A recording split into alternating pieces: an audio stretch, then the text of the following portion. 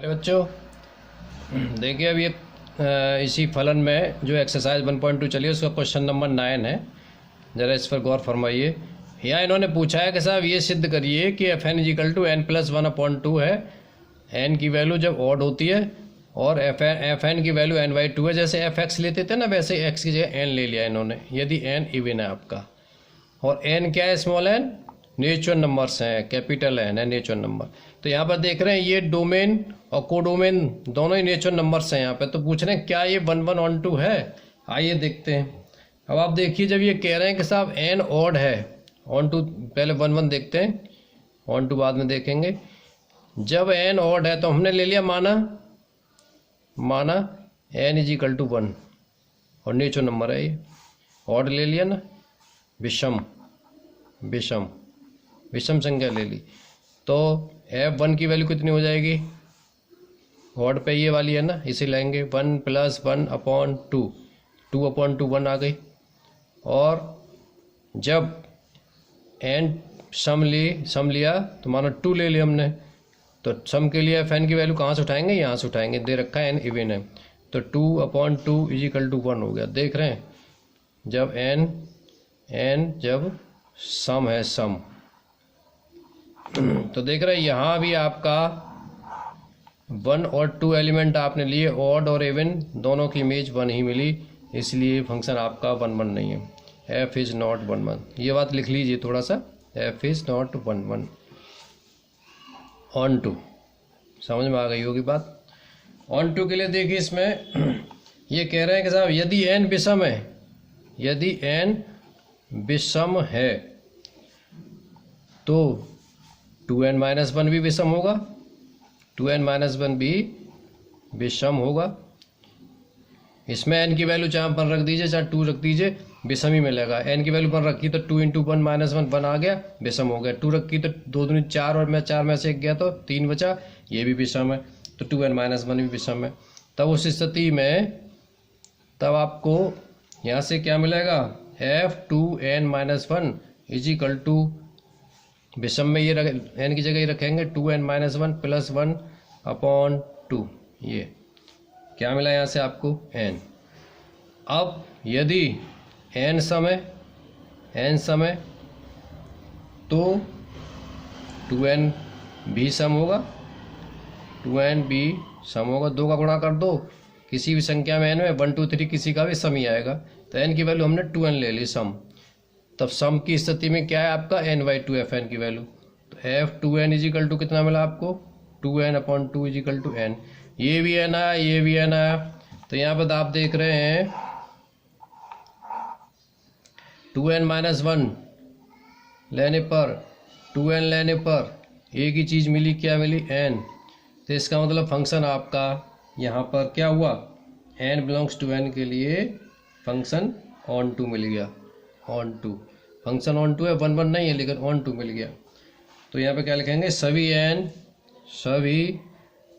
Small n belongs to capital N के लिए प्रांत, यानी डोमेन ये प्रांत है और ये सह प्रांत है।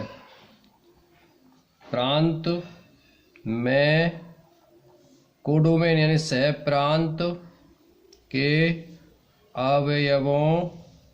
अवयवों की इमेज है, इसलिए f इज ऑन 2 फंक्शन। ये मिल गया आपका। और फाइनली क्या मिला? f is not 1 1 but on 2। या इसे आप ऐसे भी कह सकते हैं कि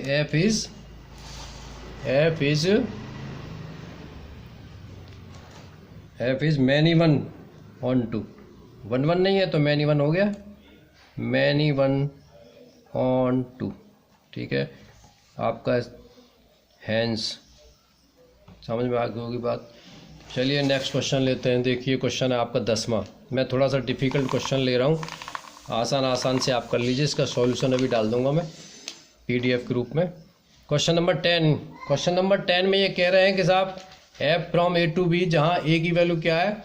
वास्तविक संख्या है, r में से वास्तविक संख्या, लेकिन 3 नहीं है। उसी तरह से B क्या है?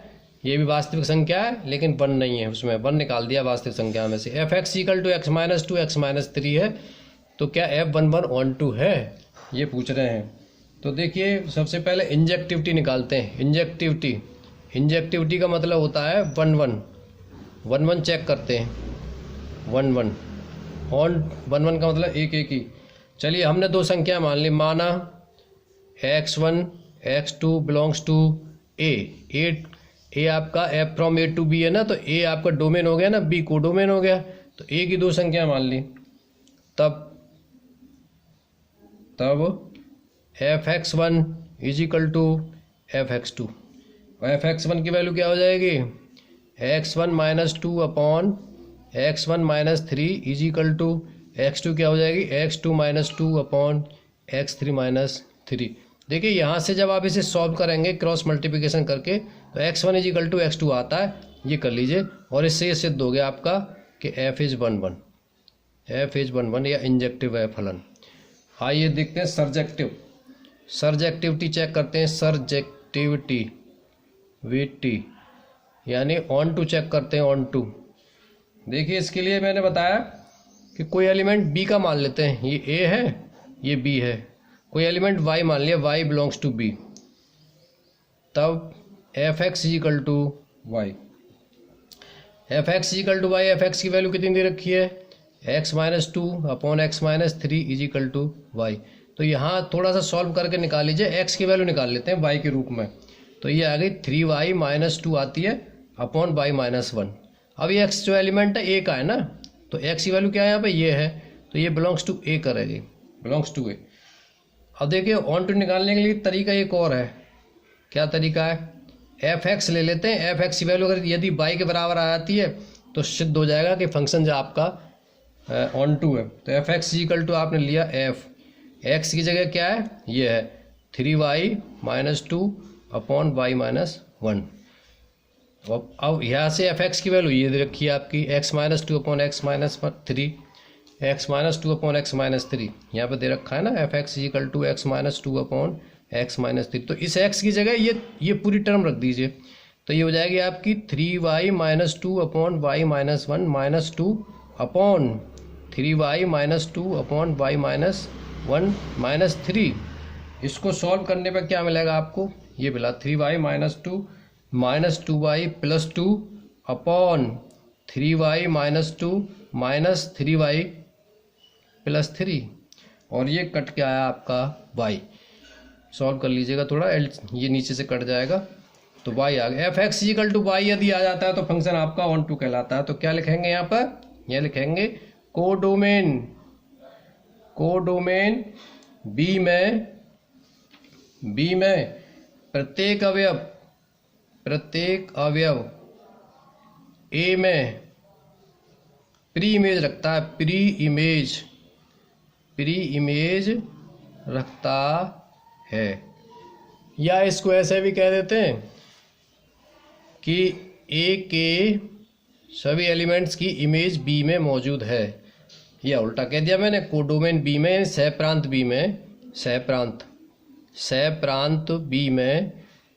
B में A के प्रत्येक एलिमेंट या प्रत्येक A में, A ये है ना आपका, प्रत्येक A में प्री इमेज है, सेट A ये है, सेट B है, तो जो सेट B आपका कोडोमेन है, इसमें प्रत्येक A में प्री इमेज रखता है, ठीक है।